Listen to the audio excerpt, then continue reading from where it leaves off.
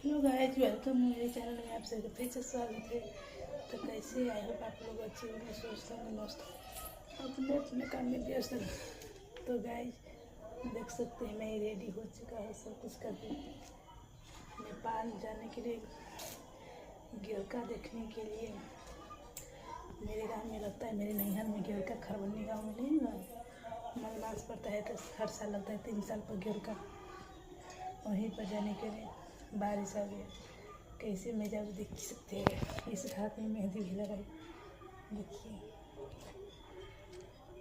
फिर भी नहीं जा पा रहे, इतना सारा बारिश पड़ा। इस समय रेडी हुई, मेरे भैया जाएगा तो चल जाएगा, नहीं आएगा तो नहीं जाएंगे।